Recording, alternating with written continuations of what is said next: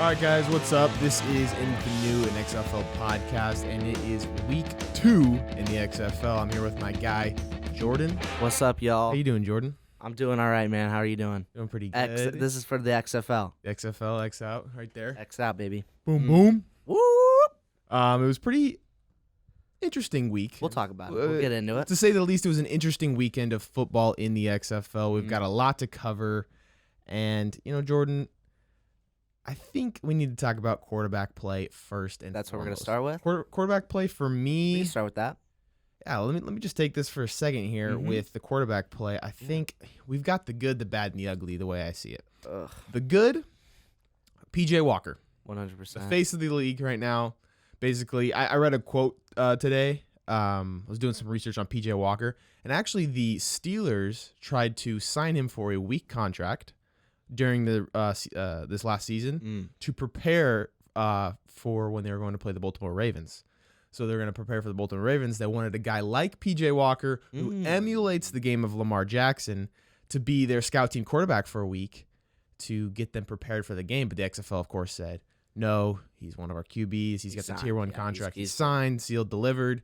He's not going to get out of here. All right. So I thought that was interesting. I did not know this. The Steelers saw the comparison back in the day. I didn't know that either. I just found this quote online. Well, I know that he was part of the practice squad for the Colts. Yeah. But he just didn't really get a lot of time with that organization. So I know that was for sure. But I did not know the Pittsburgh Steelers. Apparently, they tried to go.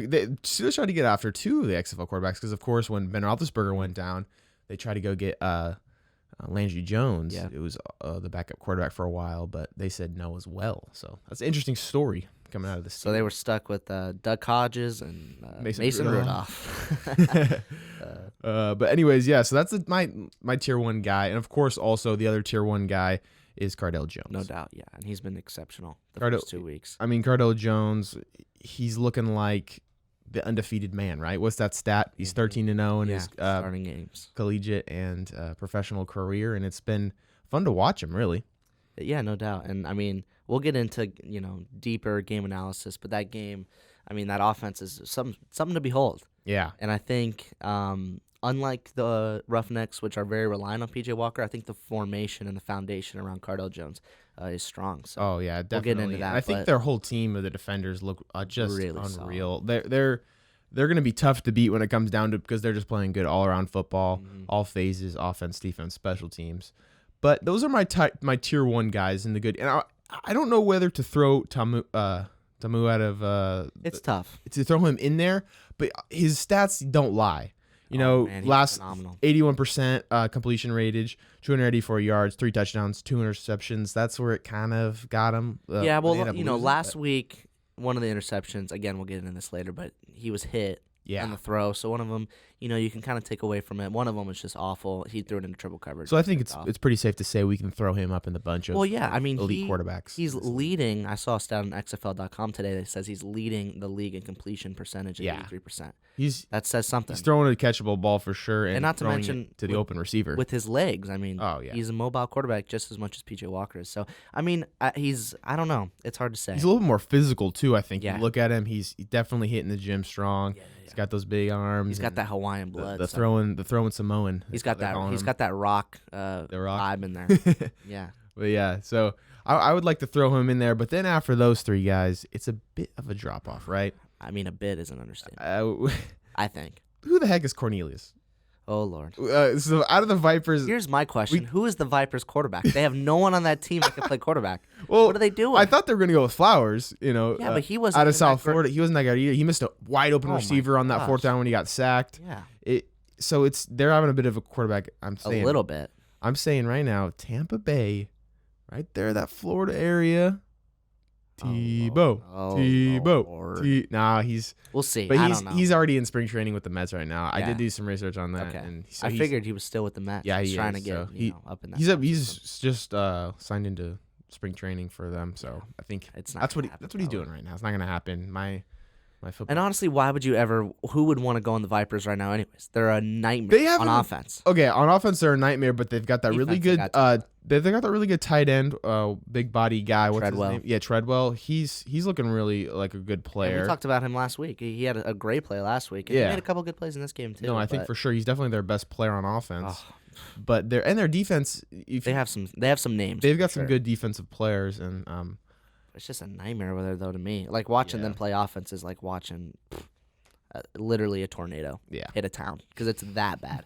We'll get into it, but yeah, I mean, I totally agree with you. I think QB play this week was much more of a problem than it was last week. And then we're getting, maybe I left Landry Jones. He was okay. Maybe he's at least a little bit above Cornelius. Well, the thing is, he's playing hurt. He's playing hurt. That was apparent. He did throw for 305 yards, though. I did not realize he threw for that much. I was actually at that game, and I'm going to talk about that later. My experience as a fan in the stadium. Mm-hmm. Wow, that was actually a pretty fun time doing that. I'm excited to talk about it. So we haven't really dived into that. Yeah. So you're gonna hear all about it for the first time. Great. But Landry Jones, I did not realize that he did throw for 300 yards. He did have, of course, the 1 touchdown to 2 interception ratio, which is never good to have more interceptions than touchdowns. But he really relied heavily on that run game, and Artis Payne, and it ended up scoring a couple touchdowns for them. Yeah. So, and then Josh Johnson, I don't know about Josh. He looked better than the quarterback. He looked better than Canuck or whatever his name is. Yeah. But Johnson,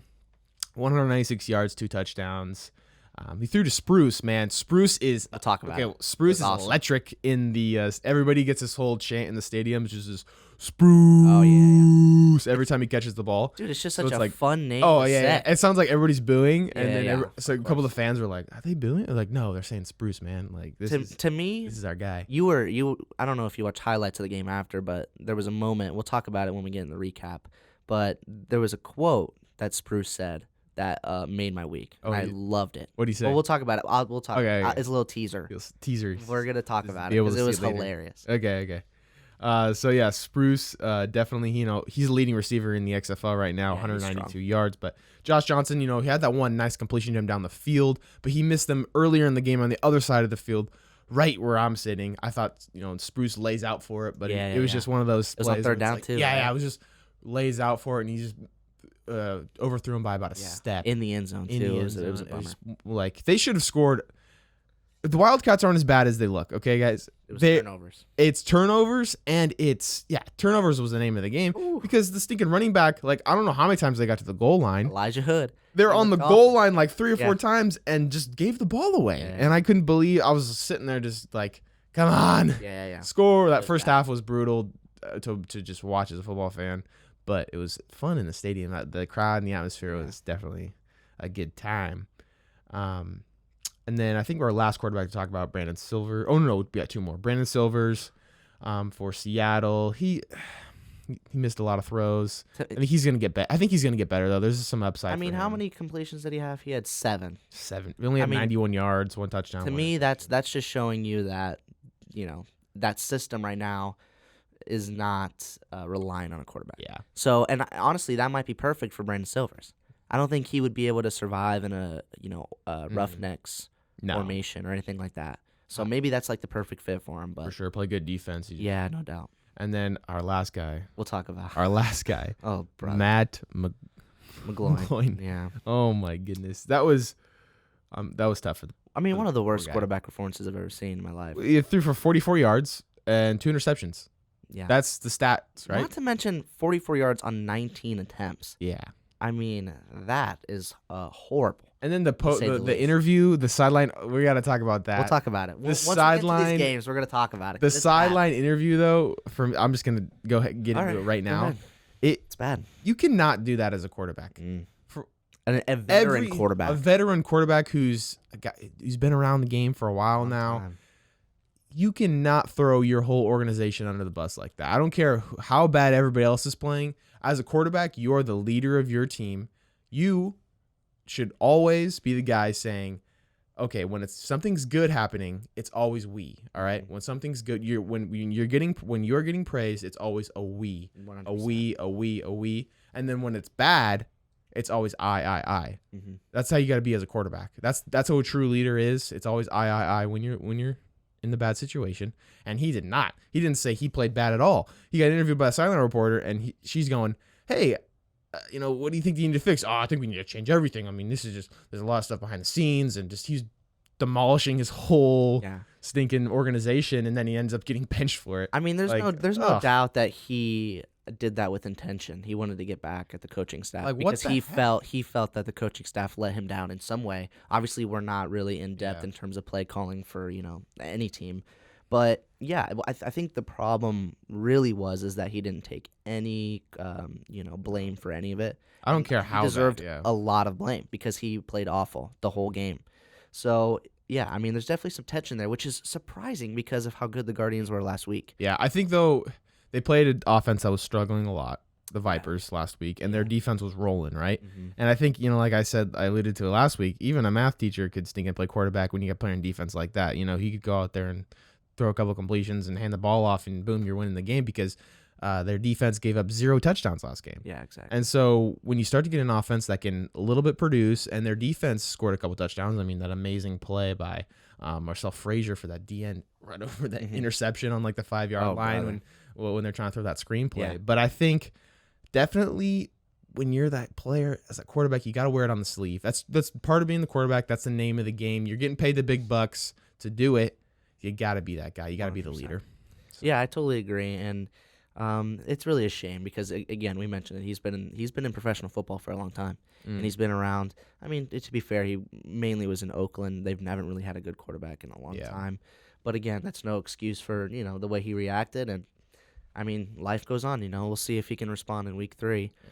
But again, not impressed at all by McGloin in that situation for sure. All right, let's just jump into these game recaps. Well, real quick, I think there's some other things I think in general that we talked. Obviously, we talked about quarterback play, and that kind of absorbed a lot of the discussion of the XFL. The first 2 weeks.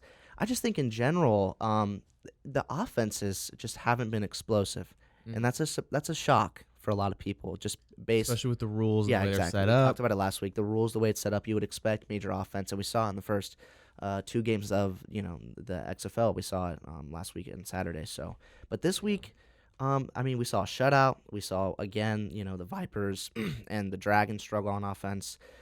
We saw, again, also, too, that the Renegades, they didn't get going until way later, as did the Wildcats. Really, that game was the fourth quarter, and that was it the whole rest of the time. Exactly. I'm sitting there just going, is this game started So yet? there was just no offense, and I think that should be a concern for the XFL moving forward because it's meant to be an offensive league. It's not meant to be a defensive league. No. So I think that's something that they're definitely going to have to look at, and they're definitely going to have to figure out where they should go after 2 weeks of certain teams, particularly the Vipers. I'm going to shred the Vipers when we get into this game recap because they're that bad. Just seeing teams like that not be able to execute on offense is a little disturbing. And then also not to mention, and we talked about it, and Pat McAfee talked about it on his show, just the lack of competitive teams is also a little frightening. When you look at, there's 2 main teams that everyone's just going to talk about right off the bat.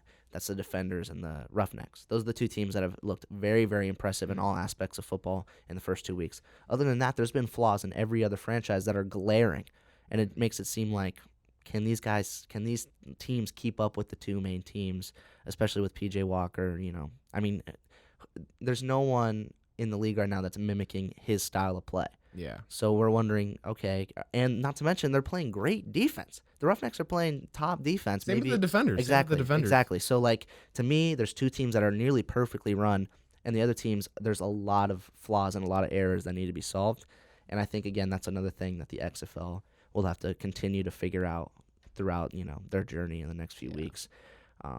Do I think that it's going to blow up in their faces and it's going to completely dissolve? No. I think, so far, execution in terms of just the way it's mass-produced, the fans, I think the league itself has so much potential to grow, but in terms of competition, that's definitely something that we're going to have to keep our eyes on throughout the season. Yeah. So we'll see where that goes. But that's something that I just immediately thought of right away, and I think they're just going to figure it out. That's really it. But overall, there was a lot of solid plays this week, a lot of exciting plays. Mm-hmm. So I thought it was a good second week, and I thought it did a good job in terms of I haven't seen ratings. Oh, I looked it up, actually. Okay. TV ratings. So first week, they were 2.9 million. Yeah. And then they dropped to 2.3 million. That's not even that bad. It's not bad of a drop at all. So I think and it's expected. There's a lot more hype going into week 1. You're like, oh, everybody's but that's not a bad drop at all. Yeah, I agree. So, yeah, I mean, again, I think realistically the formula is there and it will succeed. Just hopefully throughout time these offenses start to develop and grow. So, with that being said, if you have anything else you want to add, we'll just go straight. No, I think that's it. Yeah, game recaps. Yeah. Ready for this? We'll start with the first game. Okay. The Guardians and Defenders. All right, and there's a lot to talk about because last week we talked a lot about the Guardians defense, and we said, oh man, I mean the way they played. Again, we mentioned that they played the Vipers, so that was struggling offense, but they looked phenomenal. And then this week they just got torn apart. Yeah, completely. I think they're playing one of the top two teams, if not. I put them on my poll as my favorite team. They're in the number one spot, my power rankings. I do have the Defenders above the Roughnecks. A lot of people have the Roughnecks above the Defenders, but I just think the Defenders are playing complete football, and their defense is rolling too. And a couple plays on their kickoff too. Like there were some openings, and then you just see that kickoff surge. And when you've got linebackers and people running down there and making those plays on kickoff, and those explosive plays and setting your team up for a good spot, that just shows to me the depth you have on your team and the overall level of skill and talent. Yeah, no doubt about it. I would also like to add defense for the Defenders. It just seems like the way we talked about the Guardians' defense last week is the way we should talk about the Defenders' defense this week, because they were dominant. Even anytime you put up anytime there's a goose egg at the end of the game, that is, with the way the rules are set up, like we say over and over again, it is crazy that they were able to do that. The first shutout in XFL history, so we can put that in the record books. But along with that, they forced 3 turnovers, 2 of them interceptions from McGloin, and a fumble at some point in the game. And then I don't know, just using the eye test. So, when you look at stats, I think they only had 3 sacks or something like that. So you think, okay, that's about a normal game. But in terms of using the eye test, I mean, they got to the quarterback with such ease to me, and that's why I feel like McGloin was so frustrated, is because he just didn't really get a lot of time to throw the football. Yeah. But yeah, he was just uncomfortable all game, and the Defenders just did a really good job getting to him. So I was definitely impressed by that. For sure. And then, so we talked about McGloin a little bit. We don't really have to go much further into it. He just had a bad game. Maybe he'll come back next week and prove that he can be a leader. No, I'm thinking they got to go for, of course, there was that trade in the beginning of the season from LA to New York with the whole Luis Perez trade. Yeah. Luis Perez, of course, really cool story coming out of. We can talk about it. Go ahead. He's coming out of Division II football. Won the national championship for Texas A&M Commerce. Ended up winning the Heartland Award Trophy, which is the D2 Heisman Award. Yeah. And so he's really a fun player. He's got a crazy story of him in high school. Actually, was a professional bowler.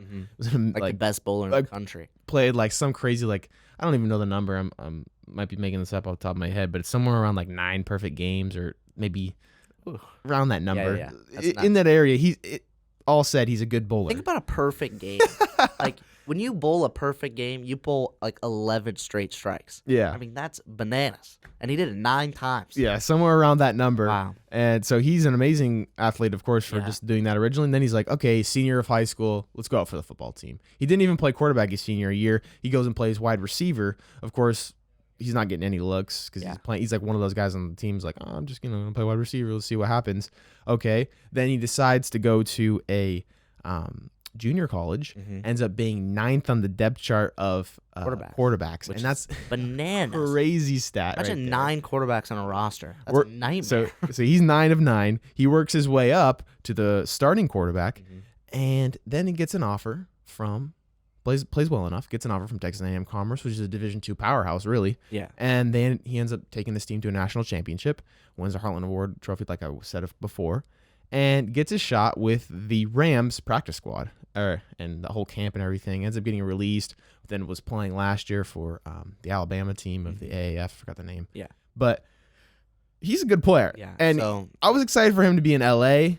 But I think that trade that happened, and I say give him a shot. Luis Perez, man, that he's got some magic in him somewhere, and he did not get a snap in the game though. No, they called on Williams, who obviously I didn't even know who that was, but apparently he's a former Packer. Is that right? I've never. You never heard of him, so that's how he might have been on the practice roster. I didn't look, but yeah, man. So I don't know. We'll see. We'll just see it, but I think that's interesting. So maybe Perez get a start. I don't know. That could be a good game. Yeah. Or a good, at good this move. point, I mean, might as well. You know what I'm saying? Unless, again, if McGloin can come back and have a good start and make 3.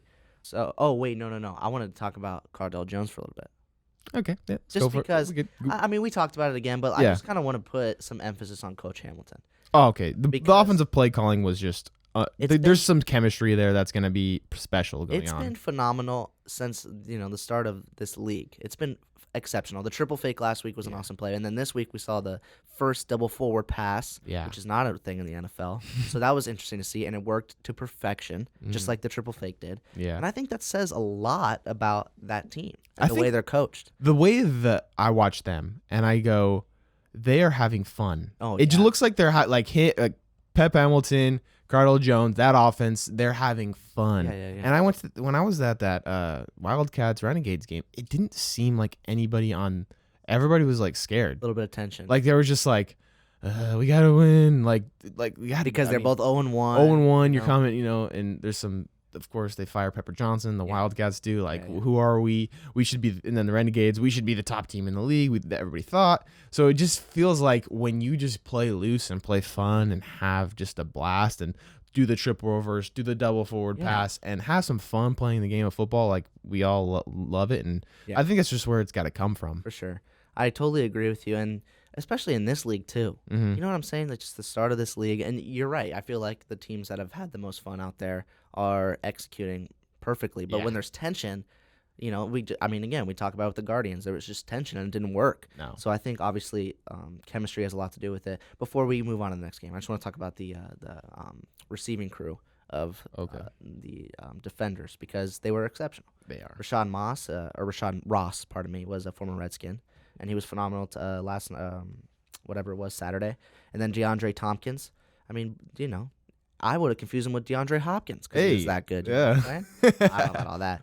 But then obviously Eli Rogers, he was a former NFL receiver as well, and he was a tough day for him because, during that week his mother passed away. It was actually his mother's funeral. Crazy story coming out of that. Yeah, it was his mother's funeral that day, and he decided to be with the team and play. So heard he wrote a letter and he knew his mom would want him to play in the game. And It's really cool story. I mean, it shows the dedication. You would expect that in the NFL, but in the XFL, you would say, he probably just missed the game because it's, but no, it shows dedication to his team. Which shows how awesome. much, even just it's the game of football, and it's big in his family, and his mom would have wanted him to do as what he said, and I think that's a really cool story. 100%. So, prayers up to, Eli Rogers and his family at this time. So. Yeah.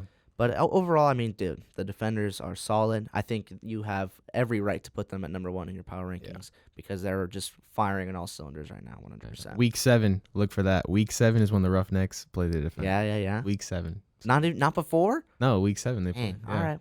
I'll be watching. So we'll see where that goes. We're watching every week, but I'm excited. Exactly. I am excited for that matchup. Exactly. All right, next game. We're into it. So we got the Seattle Dragons, and it was a little bit of a rainy one there. It looked a little cold. February football. Seattle. A little bit of rain, a little bit of cold. But the Tampa Bay came in, and it was kind of one of those, started off the bat. Not a lot of offense going on, but, man, defense. It was all defense. They came in hot. There was 2 pick sixes. I talked about earlier, but Frazier's DN. He's a DN for them. That interception was awesome. Unreal. Awesome. That's in I mean, he was only a few feet away. Only a few feet away. But anytime you go up for that ball and just thinking bat it down, but then have the hands to be able to catch it. Yeah. That is a hard play because he's firing out of his hand, and that's a tough play to make, and you got to have really soft hands to be able to make that. And for a DN to come down with that and the ball skills, and him running the end zone, scoring that touchdown, that was pretty fun to watch. Yeah, no doubt. For me, I think, just right off the bat, what I saw on Twitter was that the official attendance was near 30,000. Dude, they had amazing. They were, especially for CenturyLink. I mean, Seattle's always been a great sports, city. But I mean, to see that there was 30,000 people at that game was pretty cool. That was amazing. Sounded loud. It sounded like a great environment to be in, and maybe they have the best home field advantage. I mean, they were sounding like that 12th man out there. Man. It was getting loud on the audio there watching it. Too bad the offenses just weren't good, and we talked about it. Defense was great. I don't know, man. The Vipers. I think they should have stuck with Flowers, but Flowers didn't play that good either. But I think the whole. Mark Trestman's got to figure this out. He can't play this whole back and forth thing. Bad. He's going with, okay, let's go with Cornelius. Okay, let's go with Flowers. Okay, Flowers is doing good. Let's throw Cornelius back in. Okay, Cornelius is doing good. All of a sudden, Flowers come. Like, we got to find our guy and stick with him, because that 100%. is as a player, that is so hard when coaches are going back and forth between people. It's like, hey, let's finalize this. Let me have some confidence in who I am playing. And once you get that, especially you watch on the sideline of the Seattle's coach talking to his player, Brandon Silvers, giving him real positive feedback and encouragement and that type of coaching style. And I think a lot of times when you breathe into your players like that and say like, hey, I think you're doing a great job. Let's correct this, but like let's keep it moving. I trust you, man. And when you get that kind of positive enforcement, you end up playing better, I think, as a player. And this whole flip-floppy thing is tough. It's tough. And I was watching this game with my dad, and he was just like, this guy Cornelius, he just doesn't know what he's doing. It's like confused. You talk about quarterbacks that were confused last week. I don't think anyone compares to Cornelius. That's what I call him. Cornelius. Just with that. You got to do a little British Cornelius. I mean, dude, if this guy gets another start, I'm going to be baffled beyond belief. They got to go with Flowers. I think so, too. Just give him a chance. Give him a game to go. I know he had – it was like – yeah, he wasn't one interception, and that's it he had. It was like 14 yards passing, but he was only in for a couple plays, but – they got to take him out of the gadget type thing and just make him the guy, I think. Yeah. I mean, and let's just call it how it is for the Vipers. They did score a touchdown in this game. It was a pick six. Yep. But the offense in two games hasn't scored a touchdown once. I mean, that's a problem. That's a problem. I don't understand what's happening. Yeah. And I think a lot of it, too, is it's just like bad luck. Because they were in field goal range and missed field goal, and then they'd get close to the end zone and it'd be a turnover. It's just like something isn't right there. And what sucks is that realistically they have a lot of talent, especially on defense, man. Yeah. We talked about it. There's a lot of guys that had great games. When I look at and they have it all across the board. When you talk about the line, I wrote down a few names like Mountain Whitlock, and then for the secondary they have Branch and Kelly. So I mean, there's some good names on that team. Mm-hmm. Just the offense. I mean, I don't know what they're gonna do. Yeah, I think it's a nightmare. It's gonna be tough for them to come back, and they have their first home game, but it's still gonna be tough. I think they're playing the Defenders. Or no, they're playing the Defenders. LA's playing Defenders. Okay. So it's just another tough one for them. That's good. Hopefully they don't go. Or Wildcats. Oh man, struggle down the line, but I'm trying to that'd be interesting to see how that goes. But yeah, any more words on that game? Or are you ready to move on? Yeah, I just think the Dragons they definitely fed off the crowd, especially on defense. Oh yeah. And I think right now I don't blame them for sticking with Silvers. No, I think Silvers is the guy for now. Yeah, I think he works with that team. Just again, it's just a defensive group of guys, and a little disappointed that Austin Prowell didn't do anything because that was my guy last week. But it is what it is, But overall, I think that was the last quarter was very exciting. But that's just because both offenses were so bad. Yeah. So it was a close game, and it relied on just the very end. So, but it was fine. Whatever. Yeah. I don't think either team. I don't know. I might be willing to say that they're the two worst teams in the league. Maybe. Okay. I don't know. But anyways, let's move on. All right. So let's go to the game I went to. Yeah, let's go. And I'm going to talk a little bit about my experience as a fan there. Please do. Just being there live at how was the XFL live event. Mm-hmm. And for me, it was pretty fun. I had a good time. It was a beautiful sunny day here in LA. Yeah. And actually got a little bit of a sunburn. I was like, what, in February? But dude, that's LA for you. That's LA. I wasn't expecting it though. Yeah.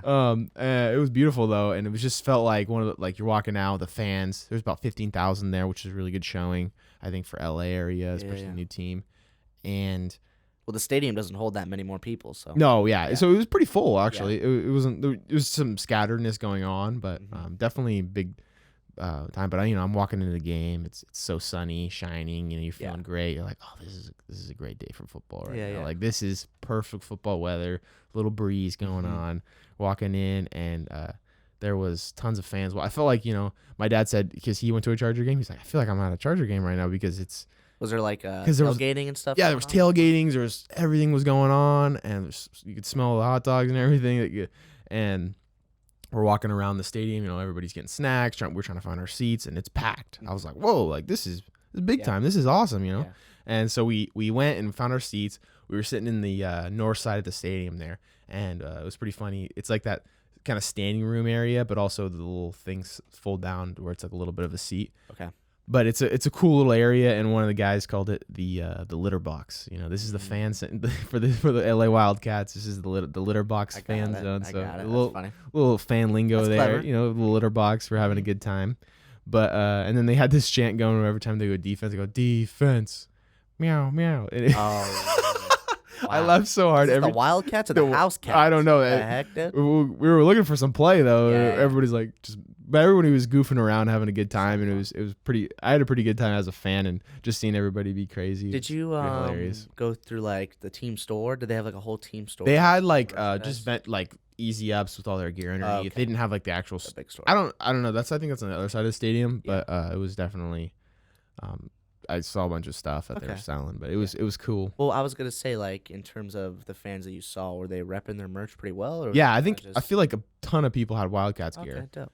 So that was cool to see. A lot of people had NFL jerseys on too. I noticed, but it was. I had a good time. It was fun. They gave out these little black terrible towels. I should brought one in, but we were spinning them around, like trying to get the whole thing going. But it was pretty fun.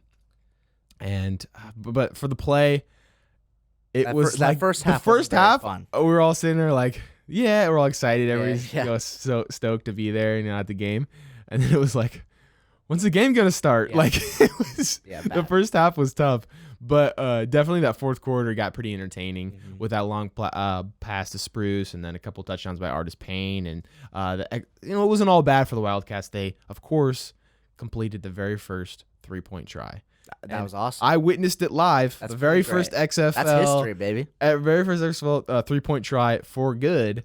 As they completed that, and I'm like, oh, they just completed 3-point try. We're down by 1 point. Let's go. It was good. Exciting. And I thought we were gonna come back to it, but then Artis Payne defense couldn't stop them. They couldn't stop the run game. Place. So it was tough to see that. But in the first half. I'm sure there was moments of excitement for you guys because there's a lot of turnovers. There was, there was a couple of big, Landry Jones in that first drive, he threw an interception. I remember thinking, oh, the crowd was to Hollywood right there, they call him, and then also Will Smith got a middle linebacker got that.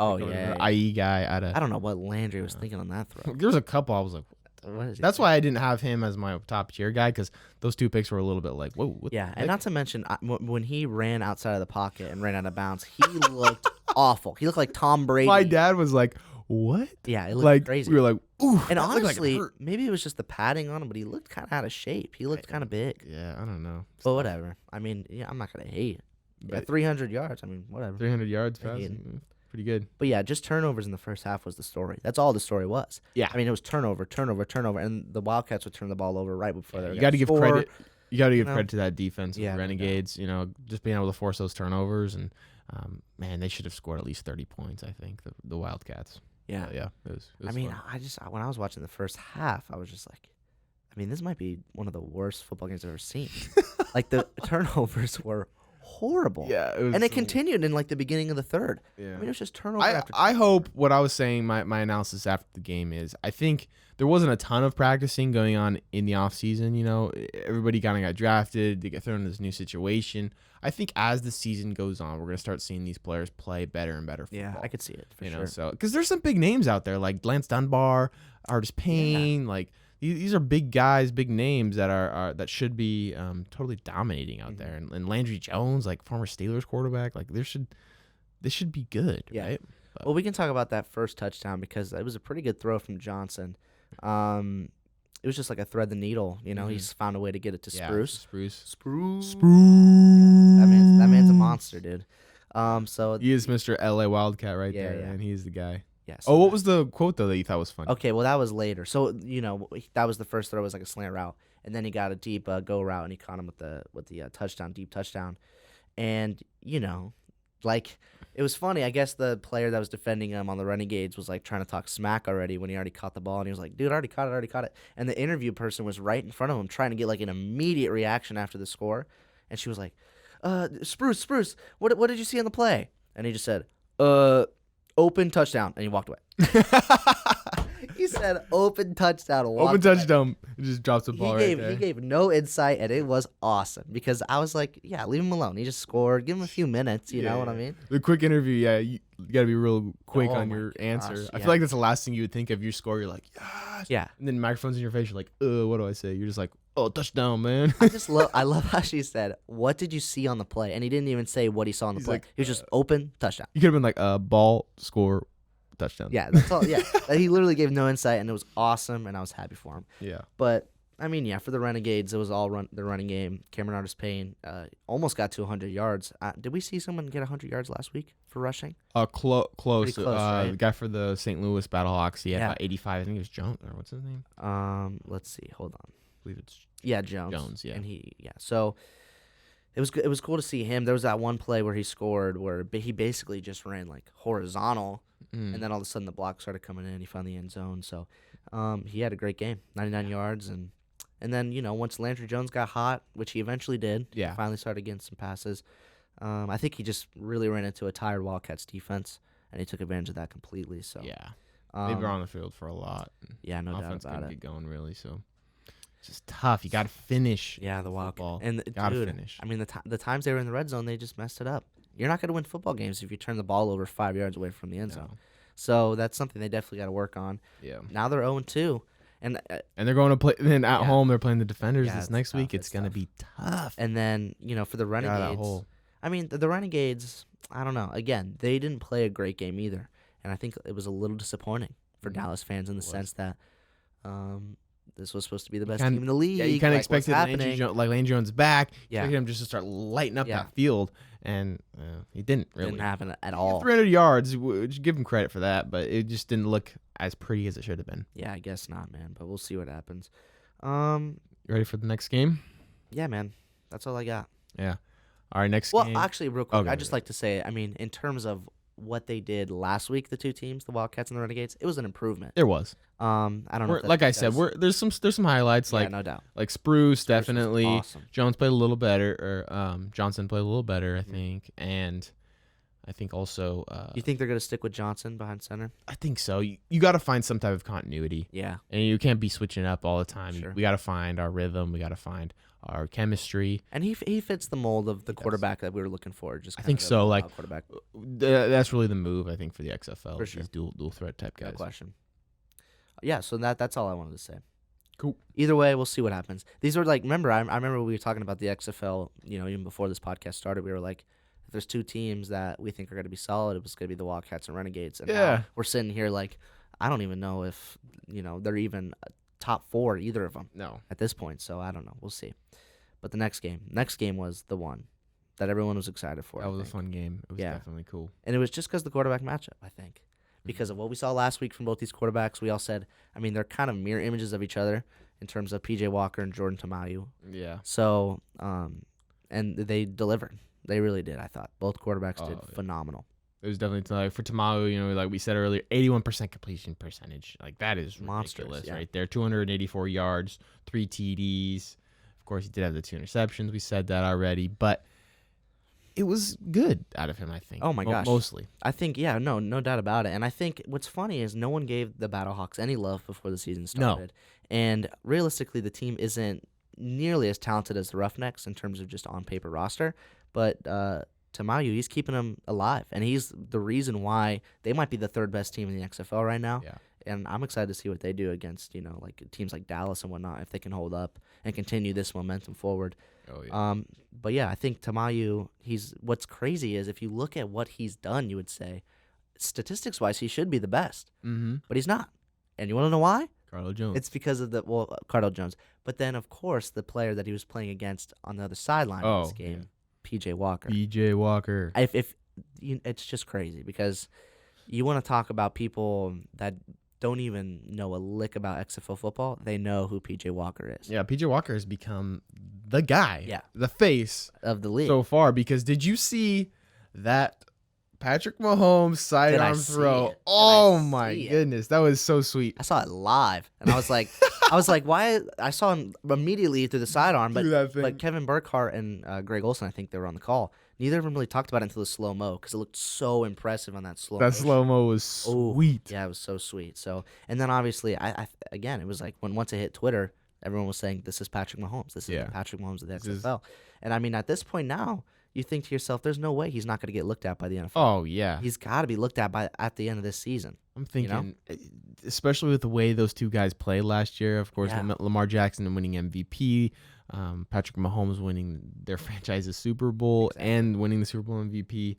This is the type of guy people are looking for and really is the future of quarterback. Now that we're starting to see, of course, Breeze and Brady and Ben, those are the guys who are been doing it for a while.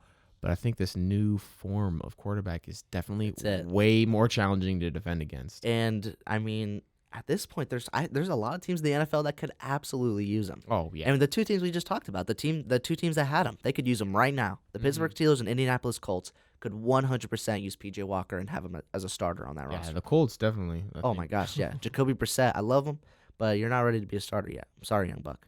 PJ Walker is ready to be a starter. Yeah. And it was exciting to watch him play. And again, it was his movement in the pocket was just surreal. I mean, it's probably the only thing comparable to it is Lamar Jackson. Yeah, you talk about pocket presence.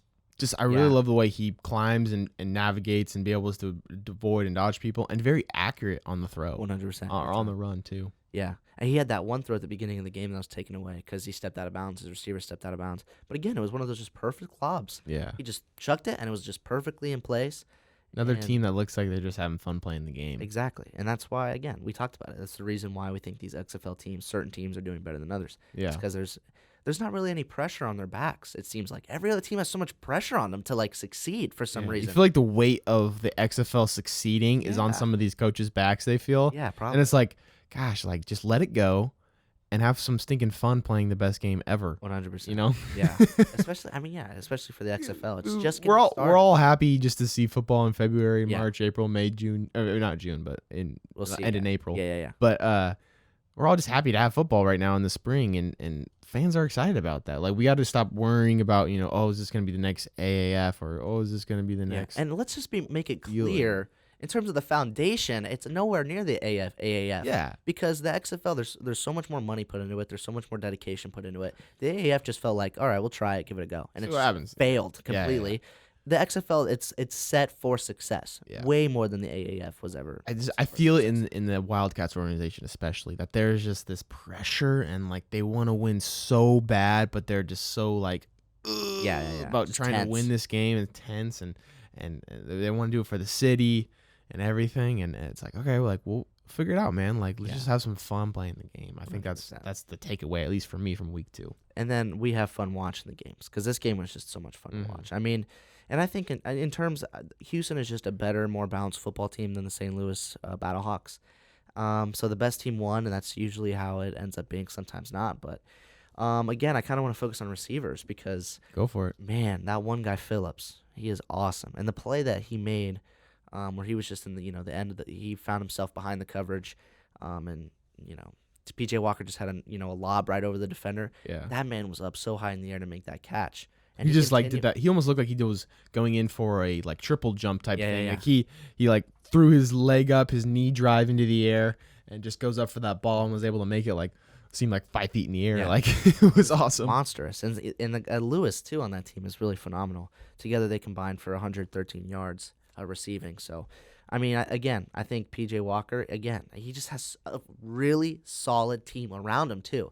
We're stuck on PJ Walker because he's so much fun to watch, but the team, that defense is just as good, and he's got those receivers that are just great, like you said. And we tend to forget the offensive linemen. But when you look at stats from the past 2 weeks, PJ Walker was sacked once in the game last week against the Wildcats, and he was sacked once in this game. Wow, 2 sacks all game. And you're going to credit PJ Walker's ability to get out of the pocket, to move around. He's hard to tackle. But you got to give that O-line a lot of credit for what they've done. Give the big men some love for their ability. 100%. And same on the defensive side, too.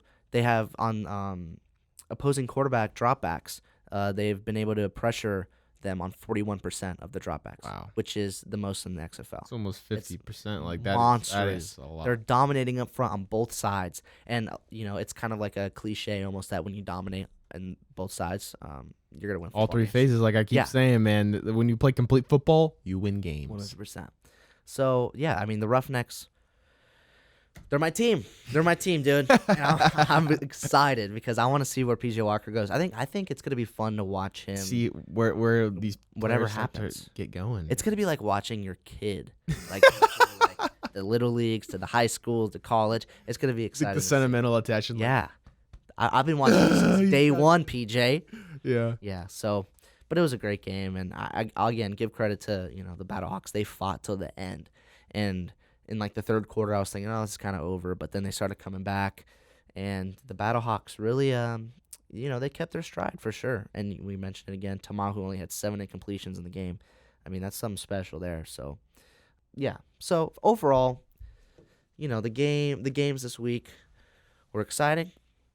Just a little disappointing in terms of offense and a lot of defensive-minded guys like me. Hey, that was a fun time. It was a little like you don't want to see sloppiness, but it's definitely it was. I had a good time watching a couple of those pick six, like that Seattle Vipers game, the Seattle and the Tampa Bay. Yeah. It was so fun to watch a couple of those pick sixes. Like there was 0 offensive touchdowns, and it was like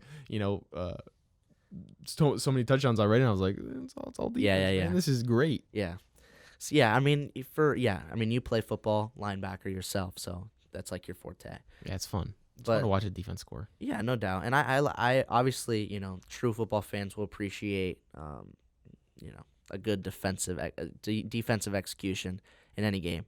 But in terms of keeping fans, the offenses just have to produce better, and hopefully through time they will. And I think they will. Like I was saying earlier, I think we're gonna start seeing some more chemistry between these players and stuff like that, and it's gonna be better. And yeah, I think the play will only start to get better because these players will start to mesh and get together. And it'll be better. But again, and it all starts with these teams finding that foundation and setting positions. Because there's too many teams right now that don't know what they're going to do at the quarterback position. A little merry-go-round with the quarterback. So we got to set this up for these teams. So that's our week 2 coverage. Yeah. Let's just go through some maybe predictions of week 3. I have the schedule up. Okay, you mind? Yeah, go for it. It's not tough. I mean, you have the Roughnecks Vipers. We'll rock it through this one. Yeah, Roughnecks Vipers. That's a pretty clear Houston Roughnecks win. And if it's not, I'm going to be shocked. The Dallas Renegades and Dragons. What do you got? I think I'm going to go Dragons. Ooh, Dragons. It is in Seattle. I like the way they're playing, and of course Landry Jones, coming back, maybe getting another week under his belt, he'll play better. But I really like the way the Dragons are playing defense, and I think their defense is going to give them some problems for that offense. And if Silvers can connect and play a good game, man, I think that they're going to be a good team, honestly. Yeah. And they're in Seattle. We talked about it. They were a loud crowd. I'm sure they're going to come out great for week 3 as well. Yeah. So that'll be a good game to watch. Guardians, Battlehawks. This is an interesting one to me. Guardians, Battlehawks. Definitely Battlehawks. You think the Battlehawks are going to get them? I think...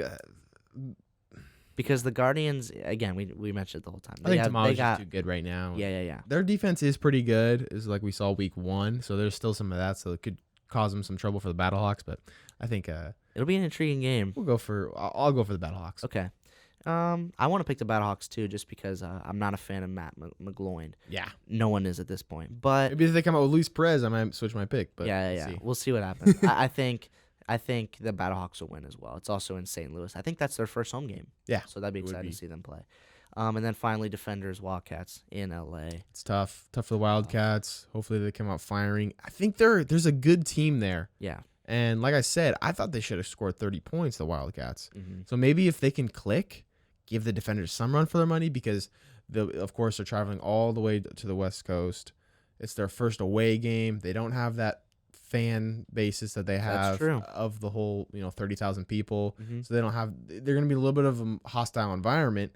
And I think if the Wildcats can just put together some good play, they have a chance. But ultimately, I still think the Defenders will. They've just been playing such good football. So I would pick the Defenders as well.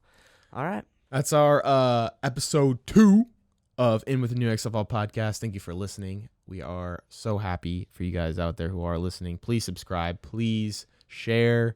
Hit the bell, ringy-ding thing. And watch XFL football. Watch it. Yeah. Be one of those millions of fans out there that are watching it. It's super fun. All right. We are out.